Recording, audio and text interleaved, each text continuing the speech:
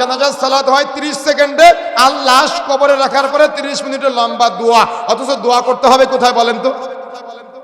কোথায়? কোথায়? সালাতের ভিতরে। জানাজার সালাতের ভিতরে দোয়া করতে হবে। প্রথম তাকবীর দিয়ে সূরা ফাতিহা পড়বেন আর একটা সূরা মিলাবেন। দ্বিতীয় তাকবীর দিয়ে মাইয়াতের জন্য দুরূদ ইব্রাহিম যেটা আছে না সালাতের মধ্যে আমরা পাঠ করি, দুরূদ ইব্রাহিম পাঠ করবেন। তৃতীয় তাকবীর দিয়ে আল্লাহুম্মা গফির লি হাইয়িনা ওয়া মাইয়িতিনা ওয়া শাহিদিনা যে দোয়াটি আছে, আরো দোয়া আছে, আল্লাহুম্মা গফির লাহু ওয়া সাব্বিতহু, আল্লাহুম্মা গফির লাহু ওয়ারহামহু ওয়াআফিহু ওয়াফু আনহু। লম্বা লম্বা বহু দোয়া আছে। লম্বা সময় মাইয়াতের জন্য দোয়া করেন জানাজার সালাতে। কিন্তু জানাজার নামাজ পড়ে 30 সেকেন্ডে এ মুসল্লিরা বোঝে না ইমাম কি পড়লো, ইমাম নিজেও বোঝে না নামাজের মধ্যে কি পড়েছে। লাশ কবরে রাখতেছে বেদাতি পদ্ধতিতে। লাশ কবরে রাখার পরে আবার সবাই একসাথে আল্লাহুম্মা আমিন, দোয়া শেষ। যার বাপ মরেছে তার চোখে পানি নাই, হুজুরের চোখে পানি ধরে না। ওদিন দেখা যাচ্ছে দোয়া শেষ, আগামী 3 দিনের দিন 3 দিনের আয়োজন, আগামী 40 দিনের দিন 40-এর আয়োজন। কি আছে না এমনটা? প্রবন্ধরা আমার, মনে রাখার চেষ্টা করতে হবে আমাদের এর একটা সুন্দর সুন্নতি প্রক্রিয়া আছে। আপনি দোয়া করবেন, দোয়া করবেন না কেন? দোয়া করতে হবে জানাজার সালাতের ভিতরে। জানাজার সালাত কেন আদায় করলেন? যদি লাশ কবরে রাখার পরে সবাই মিলে 30 মিনিটের দোয়া করতে হয়। কথা বুঝেন না মনে হয়। তারপরে আপনি পরে দোয়া করতে পারেন। পরের দোয়াটাও আজকে আমাদের সমাজে লেখা থাকে আসসালামু আলাইকুম ইয়া আহলাল কবুর, অথচ এই দোয়া রাসূল করে নাই। দোয়া করতে হবে আসসালামু আলাইকুম ইয়া আহলাদ দিয়ারে মিনাল মুমিনিনা ওয়াল মুসলিমিনা ওয়া ইন্না ইনশাআল্লাহু বিকুম লালাহিকুন নাসআলুল্লাহ লানা ওয়া লাকুমুল আফিয়া। এটা কবর জিয়ারত করার দোয়া, সুন্নাহ পদ্ধতির দোয়া। মনে থাকবে ইনশাআল্লাহ, মুখস্থ করে দেওয়ার চেষ্টা করবেন। আপনাদের পাশে এই মুসআব বিন উমাইর রাদিয়াল্লাহু তাআলা মসজিদ এবং মাদ্রাসা কমপ্লেক্স আছে। দ্বীন ইলম শিক্ষা অর্জন করার বিশাল খেদমত হচ্ছে সেখান থেকে। সেখানে গিয়ে এই শিক্ষাগুলো অর্জন করার চেষ্টা করবেন। মনে থাকবে ইনশাআল্লাহ। প্রিয় বন্ধুরা আমার, যে কথা বলতে চাচ্ছিলাম সেটা হলো যে তাহলে যখন আপনি মানুষ মারা যায় দোয়া করতে হবে জানাজার সালাতের ভিতরে, কিন্তু পদ্ধতি ভুল। কবরে রাখার সময় বেদাতি পদ্ধতিতে কোরআন মাজিদের আয়াত পড়তেছে, কিন্তু আয়াত আল্লাহ রাসূল ওখানে পড়ে নাই। কি পড়ে?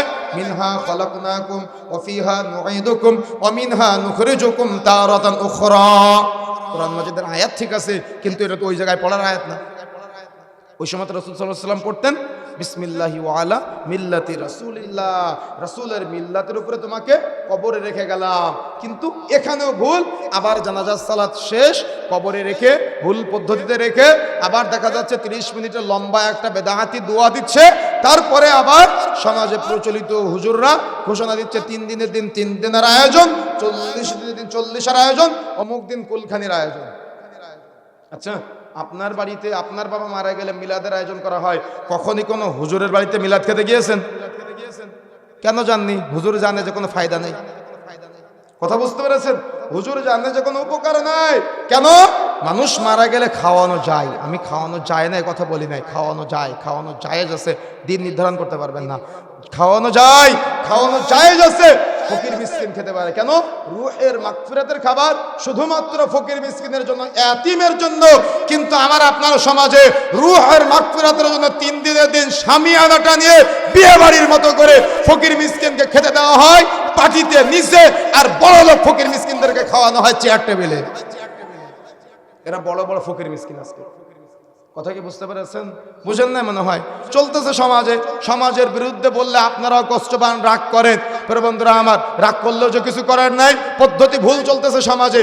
আপনার মসজিদে একদিন জিলাপি দিচ্ছে, এখন আপনি এক দরজা দিয়ে জিলাপি নিয়ে বের হয়ে আবার ঘুরে এসে আর এক দরজাতে জিলাপি নিলেন। একবারের জন্য জিজ্ঞাসা করলেন না জিলাপি কিসের জন্য, অথচ জিলাপি রুহের মাগফিরাতের জন্য। কেন? আপনি ফকির, আপনি মিসকিন। এই জিলাপি যাওয়া খাওয়া আপনার জন্য জায়েজ আছে, এই মিষ্টি খাওয়া আপনার জন্য জায়েজ আছে। সামনে রমজান মাস আসতেছে, ইফতার কেউ দিল আর আপনি গ্রহণ করলেন, অথচ ও দিয়েছে ওর বাবার রুহের মাগফিরাতের জন্য। রুহের মাগফিরাতের ইফতার আপনি খেতে পারবেন, অত ফকির মিসকিনের খাবার। আপনি কি ফকির মিসকিন নাকি? আপনি কি এতিমের ক্যাটাগরিতে আছেন? যদি ক্যাটাগরিতে থাকেন তাহলে খেতে পারেন, আর যদি ক্যাটাগরির বাইরে যান তাহলে এটা আপনার জন্য জায়েজ নেই। কথা বুঝেন না এমন হয়? কথা কি বুঝতে পেরেছেন? সুতরাং যদি পদ্ধতি ভুল হয় তাহলে সমস্যা হয়ে যাবে। সুতরাং প্রিয় বন্ধুরা আমার, রাসূলুল্লাহ সাল্লাল্লাহু আলাইহি ওয়াসাল্লাম যে আমল করে নাই, সাহাবায়ে কেরাম যে আমল করে নাই, রাসূলুল্লাহ সাল্লাল্লাহু আলাইহি ওয়াসাল্লাম যে আমলের নির্দেশ দেয় নাই, সাহাবায়ে কেরাম যে আমলের নির্দেশনা দেয় নাই, যদি আমরা সুন্নাত মনে করে নেকির উদ্দেশ্যে করি তাহলে কিন্তু নিঃসন্দেহে বিদআত হয়ে যাবে। কথা বুঝতে পেরেছেন? আর বিদআত হয়ে গেলে ওই সুহুকান বলে রাসূলুল্লাহ সাল্লাল্লাহু আলাইহি ওয়াসাল্লাম কিয়ামতের মাঠে তাড়িয়ে দিবে, হাউজে কাউসারের পানি পান করা যাবে না।